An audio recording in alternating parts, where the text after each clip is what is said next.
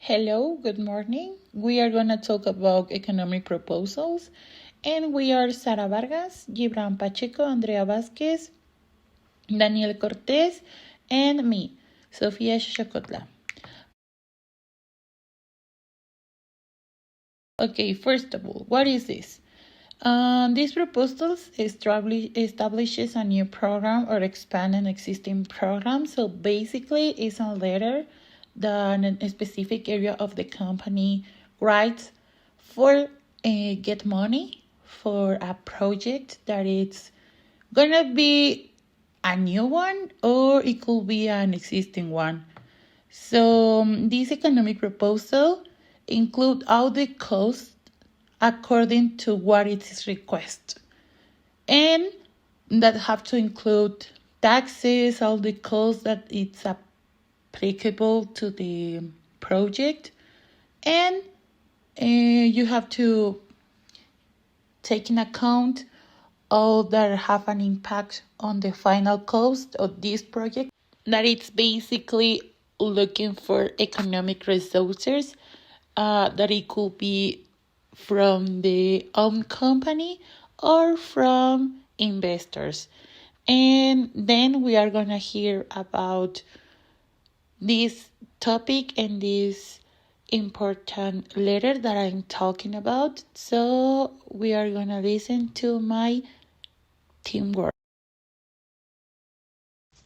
Okay, so now we are going to talk about the different types of economic proposals. You have to know that there are so many types, but which is decided to present the most used ones. Okay, we have the first one that is the primary sector, where these proposals are used to livestock management plans and even crops in order to improve the economy of these activities. Then we have the next sector, that is the secondary one, where they are mainly used to help optimize the use of machinery and management of time and personnel. The next sector is focused on sales proposals, distribution, and logistics of a product, and also it can be for services. We can even use the economic proposals to optimize the profits of a company or even a country, as I already mentioned, with management strategies in different areas or also with trade expansion and more. So the next topics are characteristic of economic proposals. All the economic proposals must be the attention of the client, and it is a fundamental piece between the sales. Some characteristics are: keep it simple, because it's delivered when the customer is making the final decision or is ready to purchase. Keep the data simple, concise, and appropriate.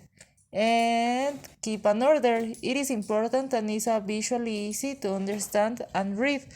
Section or use formats that contain tables, and this way it will be easy to read and the client will be able to recognize the important parts quickly. The next are company contact details. You can include general information, address, website, telephone, email, even your social networks.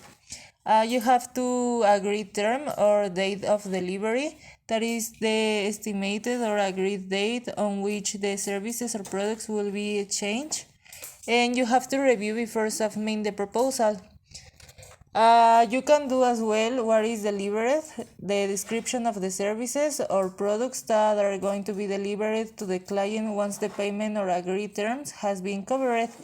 And the elements can be the name, title, and you can add a quantity of pieces or articles of each category if be applicable.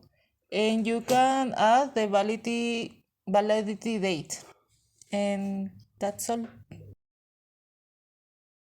So now we will check the structure of the economic proposal, and this structure consists of 8 steps.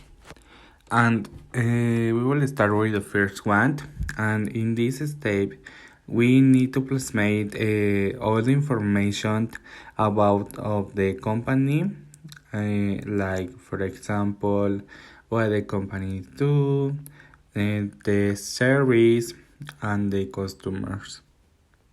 The step number 2 is about of the objective that the service need to do. In this step, we will check what the company or what is the objective, the general and specific objectives that the companies want to the service.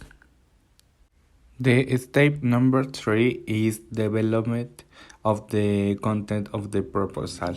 So in this step, we need to present the objective and the defined in what consists the service and how we will do. And the step number 4 is the proposal's goal. Here we far our proposal will go. Here we can update limits and or some possible expansion of the goal.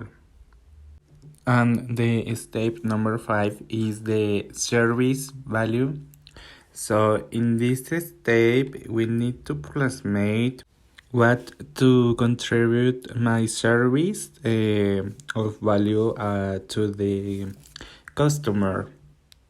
And it's important to define this because between more tangible value will be is the best. The step number 6 is the return of the investment. Here is reflect the benefit that the customer will get for their investment and how long it will be. And then the step number 7 is the service tracking. Here basically we offer a follow-up in which we comment our quality of the service. All the information obtained here will be valuable to improve our service, and the aim is to the objective is to provide confidence and security in the customer and demonstrate our interest in him. Also, it's important to receive feedback about the customer experience with our service. And finally, the step number 8 is the price and method of the payment. Here, basically, we need to define in which channel or which method of pay the customer will pay us the service provided. And the final thing that we need to check is the six of the two parts of the negotiation, and it is all about of the structure of the proposal economic. Okay, so now we have some examples about economic proposals, where you can see the type of every proposal, and also you can identify the structure that we mentioned before and the characteristics. And that's all about our presentation. Thank you for your attention so much.